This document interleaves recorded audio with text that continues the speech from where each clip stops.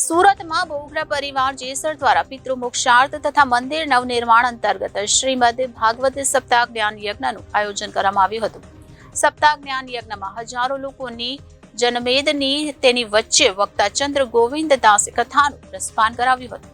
સુરત શહેરના દુખિયાના દરબાર રોડ ખાતે આવેલ વૃંદાવન ફાર્મ ખાતે બોગરા પરિવાર જેસર દ્વારા પિતૃ મોક્ષાર્થ તથા મંદિર નવનિર્માણ અંતર્ગત શ્રીમદ ભાગવત સપ્તાહ જ્ઞાન યજ્ઞનું આયોજન કરવામાં આવ્યું હતું, જેમાં કથાના વક્તા ચંદ્ર ગોવિંદ દાસ દ્વારા ભાગવત સપ્તાહ જ્ઞાન યજ્ઞમાં અલગ અલગ પ્રસંગોની આસ્થા પર ઉજવણી કરાઈ હતી, જેમાં પોથી યાત્રા, દીપ પ્રાગટ્ય સહિતના અનેકવિધ કાર્યક્રમો યોજાયા હતા અને સમગ્ર હિન્દુ સનાતન ધર્મ ધાર્મિક આસ્થા તરફ કઈ રીતે મળે તે રીતે કથાનું રસપાન કરાવ્યું હતું, જેમાં જાણીતા ઉદ્યોગકાર લવજીભાઈ બાદશાહ સહિત અનેક રાજકીય અને સમાજ સેવક સેવિકા ઉપસ્થિત રહીને હજારોની સંખ્યામાં શ્રીમદ ભાગવત સપ્તાહ જ્ઞાન યજ્ઞનું રસપાન કર્યું હતું.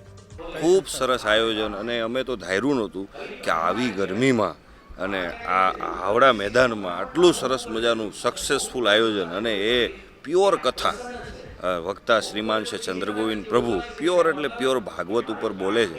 ખૂબ સરસ અને એમાં 3 મિત્રોએ જે યુવા મિત્રોએ લાભ લીધો છે, અનિલભાઈ ડોબરિયા, કૃણાલભાઈ બોગરા અને સંજયભાઈ વાડોદરિયા, આ 3 મિત્રો છે, આયોજકો છે. ખૂબ સરસ અને હું તો સાથે દી અહીંયા અને હરે કૃષ્ણ ધામ સમિતિ વતી હું આપને સંદેશો આપવા માગું છું કે આ કથા પાછળનો હેતુ છે કે આ વિસ્તારની અંદર એક રાધાકૃષ્ણ અને શ્રીનાથજી બાવાનું મંદિર બની રહ્યું છે, જેના નિર્માણ નિમિત્તે આ કથાનું આયોજન થયું છે. એમાંય સુરતની ધરતી એટલે દાતાઓ પણ બહુ વરસા છે, અતિશય અને ખૂબ સરસ આયોજન છે. ભારતભાઈ, શું કહેશો? ખાસ એક અનોખું આયોજન, હજારોની જનમેદની, અનોખું આયોજન અને પાછી અનોખી સિસ્ટમ કેવી કે અંદર કોઈ પણ મહેમાનો આવે તો જો તિલક ચાંદલો ફરજિયાત. તમે પત્રકારો છો ને તમને કર્યા એમ તો કોઈ પણ વ્યક્તિ છે ને કોઈ વ્યસન 7-8 દિવસ કરે ને તો એને 8મા દિવસે વ્યસન કરવાનું મન થઈ જાય.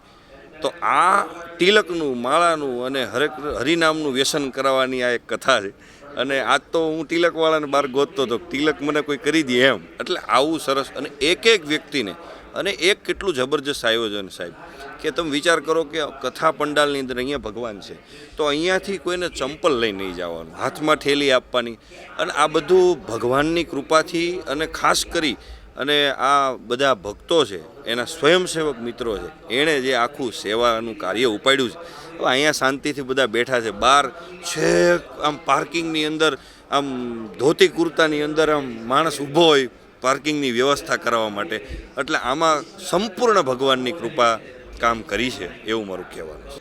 આ સુંદર મજાનું ભાગવત સપ્તાહનું જે આયોજન કરી રહ્યું છે ને ચંદ્ર ગોવિંદાસ પ્રભુના મુખેથી જે સપ્તાહનું આયોજન થઈ ગયું છે, લાખો લોકો આનું ઓનલાઈન મીડિયા અને અહીંયા રૂબરૂ સ્થળે આવીને રસપાન કરી રહ્યા છે.